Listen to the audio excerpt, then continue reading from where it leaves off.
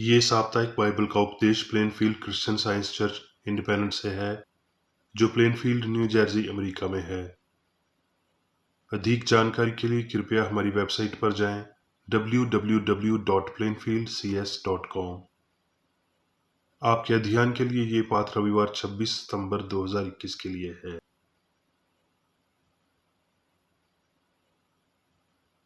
विषय: वास्तविकता। स्वर्णपथ। यूहन्ना। क्या मैंने तुझसे न कहा था कि यदि तू विश्वास करेगी तो परमेश्वर की महिमा को देखेगी? मसीह यीशु।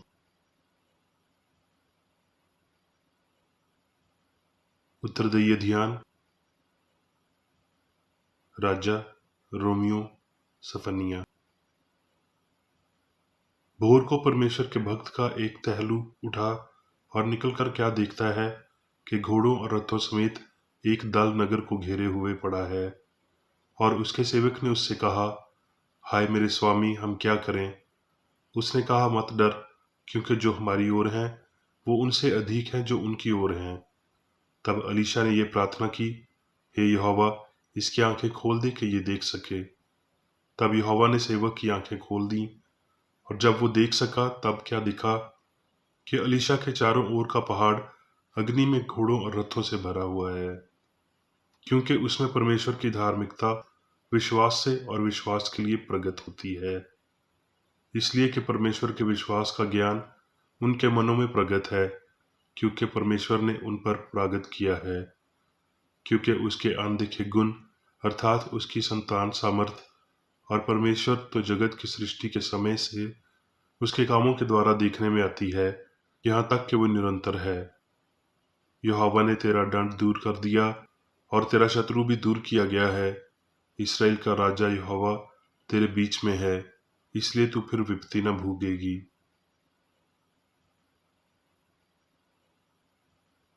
पाठ उपदेश बाइबल में से भजन संहिता। हे यहोवा, तू धन्य है, मुझे अपनी विधियां सिखा। मेरी आंखें खोल दे कि मैं तेरी व्यवस्था की अद्भुत बातें देख सकूं।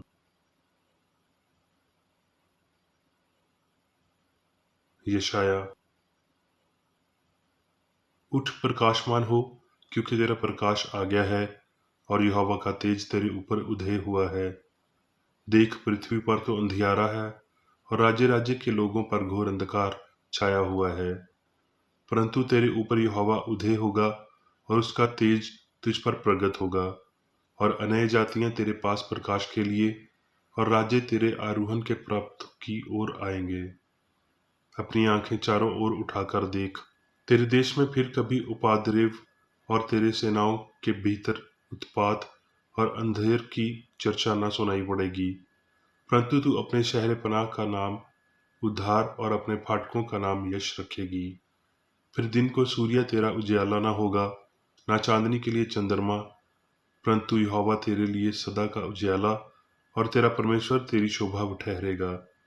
तेरा सूर्य फिर कभी अस्त न होगा और ना तेरे चंद्रमा की ज्योति कभी मलिन होगी, क्योंकि यहोवा तेरी सदैव की ज्योति होगा और तेरे विलाप के दिन समाप्त हो जाएंगे।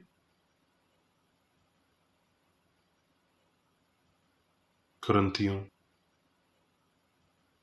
इसलिए जब हम पर ऐसी दया हुई कि हमें ये सेवा मिली, तो हम हिया नहीं छोड़ते, परंतु हमने लज्जा के गुप्त कामों को त्याग दिया और ना चतुराई से चलते और ना परमेश्वर के वचन में मिलावट करते हैं, परंतु सत्य को प्रकट करके परमेश्वर के सामने हर एक मनुष्य के विवेक में अपनी भलाई बिठाते हैं।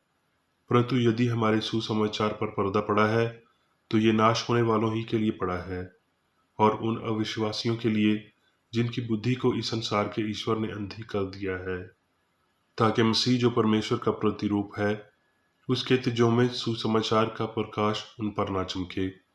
इसलिए कि परमेश्वर ही है जिसने कहा कि अंधकार में से ज्योति चमके, और वही हमारे हृदयों में चमका कि परमेश्वर की महिमा की पहचान की ज्योति यीशु मसीह के चेहरे से प्रकाशमान हो। हम चारों ओर से क्लेश तो भोगते हैं, पर संकट में नहीं पड़ते, निरुपाय तो हैं पर निराश नहीं होते, सताए तो जाते हैं पर त्यागे नहीं जाते, गिराए तो जाते हैं पर नाश नहीं होते। इसलिए हम हिया नहीं छोड़ते। यदि आप ही हमारा बाहरी मनुष्यत्व नाश भी होता जाता है, तो भी हमारा भीतर मनुष्यत्व दिन प्रतिदिन नया होता जाता है, क्योंकि हमारा पल भर का हल्का सा क्लेश हमारे लिए बहुत ही महत्वपूर्ण और अनंत महिमा उत्पन्न करता जाता है। और हम तो देखी हुई वस्तुओं को देखते रहते हैं, क्योंकि देखी हुई वस्तुएं थोड़े ही दिन की हैं, परंतु अनदेखी वस्तुएं सदा बनी रहती हैं। यूहन्ना। तब वो फिर गलील के काना में आया, जहां उसने पानी को दाखरस बनाया था। और राजा का एक कर्मचारी था, जिसका पुत्र कुफरनहूम में बीमार था। वो ये सुनकर कि यीशु यहूदिया से गलील में आ गया है, उसके पास गया और उससे विनती करने लगा कि चलकर मेरे पुत्र को ठीक कर दे, क्योंकि वो मरने पर था। यीशु ने कहा, जब तक तुम चिन्ह और अद्भुत काम न देखोगे, तब तक कदापि विश्वास न करोगे। राजा के कर्मचारी ने उससे कहा, हे प्रभु, मेरे बालक की मृत्यु होने से पहले चल। यीशु ने उसे कहा, जा, तेरा पुत्र जीवित है।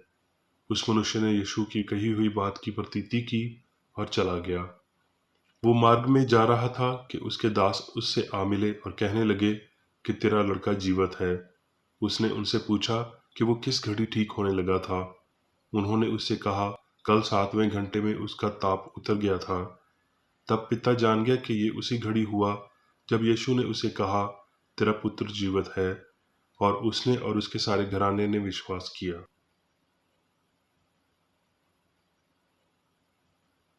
यूहन्ना। और भोर को फिर मंदिर में आया और सब लोग उसके पास आए और वो बैठकर उन्हें उपदेश देने लगा। तब यीशु ने फिर लोगों से कहा, जगत की ज्योति मैं हूँ। जो मेरे पीछे होलेगा वो अंधकार में न चलेगा, परंतु जीवन की ज्योति पाएगा।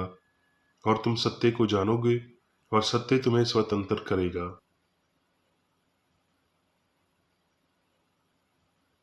यूहन्ना। फिर जाते हुए उसने एक मनुष्य को देखा जो जन्म का अंधा था, और उसके चेलों ने उससे पूछा, हे रबी, किसने पाप किया था कि यह अंधा जन्मा, इस मनुष्य ने या इसके माता पिता ने?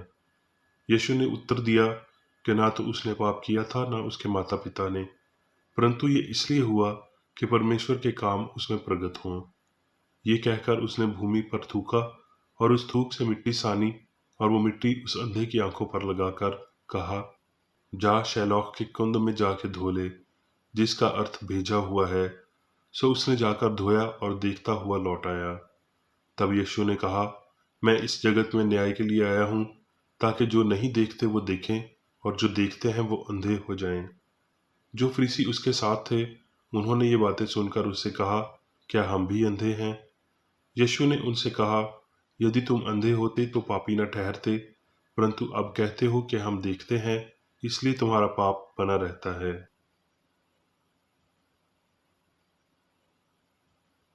ग्रंथियों, तुम्हारा विश्वास मनुष्यों के ज्ञान पर नहीं, परंतु परमेश्वर की सामर्थ पर निर्भर हो। परंतु लिखा है कि जो आंख ने नहीं देखा और कान ने नहीं सुना, और जो बातें मनुष्य के चित्त में नहीं चढ़ी, वही हैं जो परमेश्वर ने अपने प्रेम रखने वालों के लिए तैयार की हैं। परंतु परमेश्वर ने उनको अपनी आत्मा के द्वारा हम पर प्रकट किया।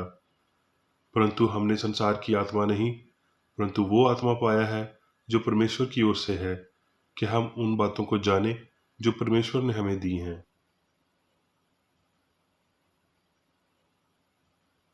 कुलसियों, उसी ने हमें अंधकार के वश से छुड़ाकर अपने प्रिय पुत्र के राज्य में प्रवेश कराया, क्योंकि उसी में सारी वस्तुओं की सृष्टि हुई, स्वर्ग हो या पृथ्वी की, देखी या अनदेखी, क्या सिंहासन, क्या प्रभुताएं, क्या प्रधानताएं, क्या अधिकार, सारी वस्तुएं उसी के द्वारा और उसी के लिए सृजी गई हैं। और उसने अब उसकी शारीरिक देह में मृत्यु के द्वारा तुम्हारा भी मेल कर लिया, जो पहले निकाले हुए थे और बुरे कामों के कारण मन से बैरी थे, अर्थात उस भेद को जो समयों और पीढ़ियों से गुप्त रहा, परंतु अब उसके उन पवित्र लोगों पर प्रकट हुआ है, जिन पर परमेश्वर ने प्रकट करना चाहा। कि उन्हें ज्ञात हो कि अनय जातियों में से भेद की महिमा का मूल्य क्या है, और वो ये है कि मसीह जो महिमा की आशा है तुम में रहता है।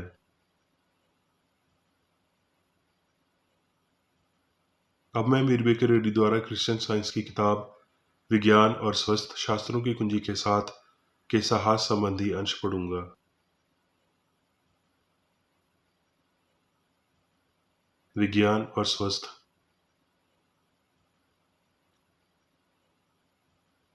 ईश्वर और उसकी रचना में सभी वास्तविकता सामंजस्य पूर्ण और शाश्वत है। वो जो बनाता है वो अच्छा है, और जो कुछ भी बनाया जाता है वो उसी के द्वारा बनाया जाता है।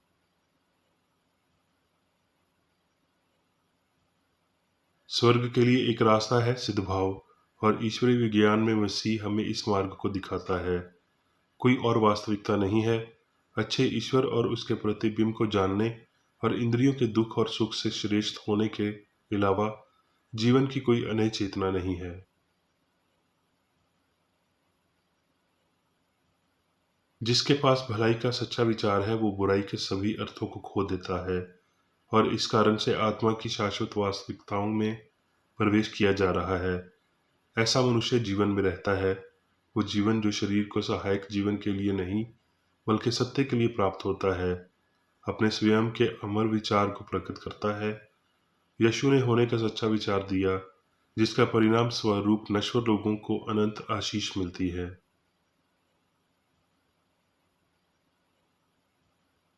जैसा कि नश्वर भगवान और मनुष्य के बारे में अधिक सही दृष्टिकोण से प्राप्त करते हैं, सृष्टि की बाहुपक्षी वस्तुएं जो पहले अदृश्य थीं दृश्यमान हो जाएंगी।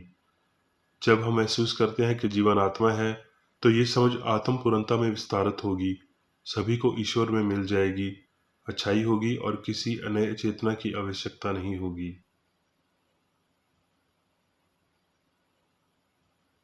बीमारी, पाप और मृत्यु मानवीय निष्कर्षों की उत्कृष्ट वास्तविकताएं हैं। जीवन, सत्य और प्रेम ईश्वरीय विज्ञान की वास्तविकताएं हैं। वो विश्वास में डूब जाते हैं और आध्यात्मिक समझ में पूर्ण चमक प्राप्त करते हैं। जिस प्रकार बादल सूर्य को छुपा लेता है, वो बुझ नहीं सकता, उसी प्रकार मिथ्या विश्वास अपरिवर्तनशील सद्भाव की आवाज को कुछ समय के लिए खामोश कर देता है, लेकिन मिथ्या विश्वास आशा और फल से लेस विज्ञान को नष्ट नहीं कर सकता। जिस भौतिक इंद्रिय द्वारा जिसे भौतिक इंद्रियां कहा जाता है, वो केवल वास्तुओं के नश्वर अस्थायी बोध को सूचना दे सकता है, जबकि आध्यात्मिक इंद्रिय केवल सत्य की गवाही दे सकता है।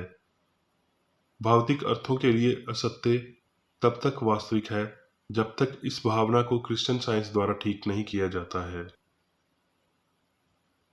भौतिक इंद्रियों के विपरीत आध्यात्मिक भावना में अंतर्ज्ञान, आशा, विश्वास, समझ, फल, वास्तविकता शामिल है।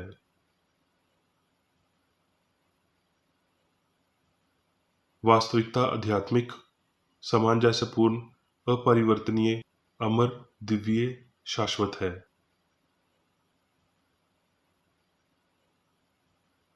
अस्तित्व की वास्तविकता इसकी समान क्रिया और सभी चीजों की उत्पत्ति नश्वर भावना के लिए अनदेखी है, जबकि नश्वर विश्वास के असत्य और अनुकार नए आंदोलनों विच अमर तरीके और क्रिया को उलट देंगे।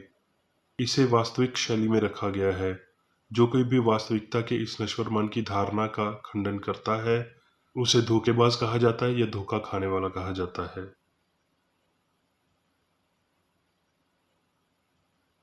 यदि मास्टर ने एक छात्र को नहीं लिया था और भगवान की अनदेखे सत्य नहीं सिखाए थे, तो उसे स्लीप पर नहीं चढ़ाया जाना था। पदार्थ की समझ में आत्मा को धारण करने के दृढ़ संकल्प सत्य और प्रेम का उत्पीड़न करने वाला है।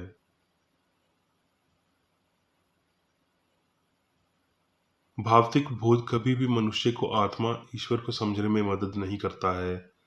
केवल आध्यात्मिक अर्थों के माध्यम से मनुष्य समझ पाता है और देवता से प्यार करता है।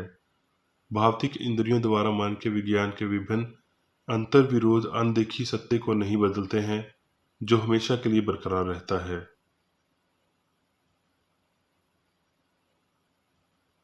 दृष्टि, श्रवण, मनुष्य की सभी इंद्रियां शाश्वत हैं। वो खो नहीं सकती। उनकी वास्तविकता और अमरता आत्मा और समझ में है, पदार्थ में नहीं, और इसलिए उनके सत्यातिव भी।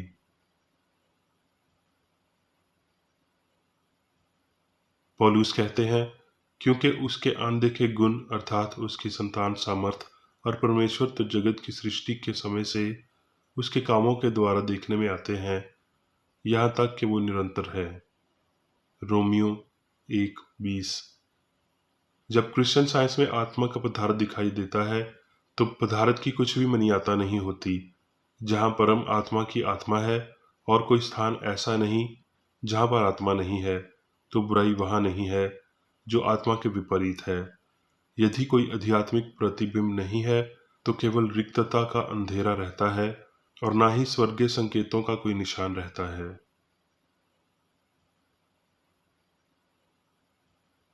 प्रकाशित वाक्य 21:1 में हम पढ़ते हैं, फिर मैंने नए आकाश और नई पृथ्वी को देखा, क्योंकि पहला आकाश और पहली पृथ्वी जाती रही थी और समुद्र भी न रहा।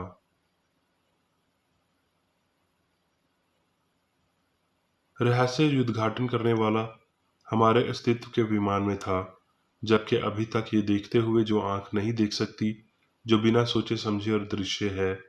पवित्र लिखान की ये गवाही विज्ञान में इस तथ्य को प्रमाणित करती है कि एक मानव चेतना के लिए आकाश और पृथ्वी, उस चेतना को जिसे ईश्वर श्रेष्ठ मानते हैं, आध्यात्मिक है, जबकि दूसरे के लिए एक आत्म मानव मन दृष्टि भावतिक है।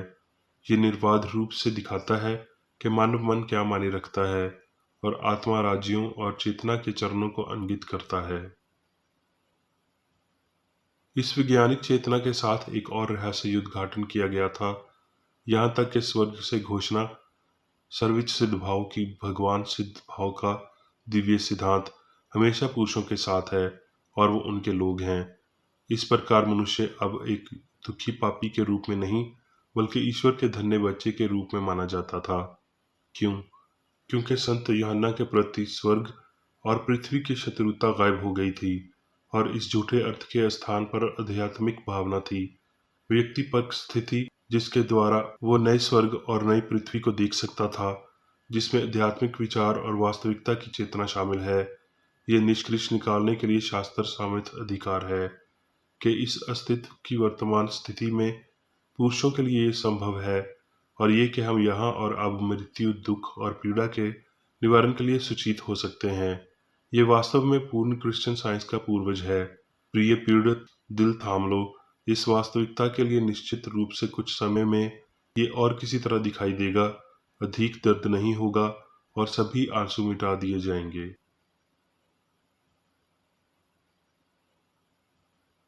आइए हम वास्तविक और शाश्वत के बारे में जानें और आत्मा के राज्य, स्वर्ग के राज्य की तैयारी करें। सार्वभौमिक सद्भाव का शासन, जिसे खोया नहीं जा सकता और ना ही हमेशा के लिए अनदेखा किया जा सकता है।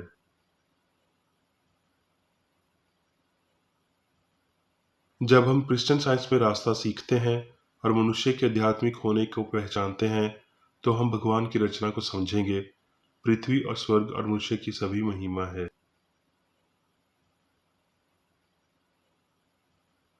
अब मैं मिरबेकर रेड्डी द्वारा चर्च मैनुअल में दिए गए 3 दैनिक कर्तव्यों को पढ़ूंगा।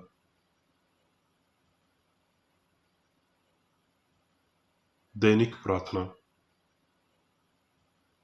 प्रत्येक दिन प्रार्थना करने के लिए इस चर्च के प्रत्येक सदस्य का कर्तव्य होगा, तुम्हारा राज्य आए, ईश्वरीय सत्य, जीवन और प्रेम के शासन को मुझ में स्थापित कर और मुझ पर शासन कर, और तेरा वचन सभी मनुष्यों के स्नेह को समृद्ध कर सकता है और उन पर शासन कर। आदेशों और कर्तव्यों के लिए एक नियम। ना तो दुश्मनी और ना व्यक्तिगत लगाव मदर चर्च के सदस्यों के आदेशों और कर्तव्यों पर लागू करना चाहिए। विज्ञान में दिव्य प्रेम ही मनुष्य को नियंत्रित करता है और एक क्रिश्चियन विज्ञानी प्यार की मीठी सुविधाओं को दर्शाता है। प्यार में डांटने पर, सच्चा भाईचारा, परोपकार और क्षमा में।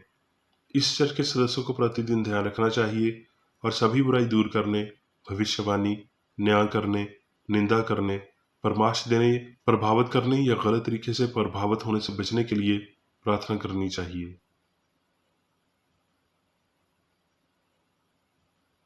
कर्तव्य के प्रति सतर्कता। इस चर्च के प्रत्येक सदस्य का ये कर्तव्य होगा कि वह प्रतिदिन आक्रामक मानसिक सुझाव से बचाव करे और भूलकर भी ईश्वर, नेता और मानव जाति के प्रति अपनी कर्तव्य की उपेक्षा नहीं करनी चाहिए। उनके कामों से उन्हें आंका जाएगा और वो उचित या निंदनीय होगा।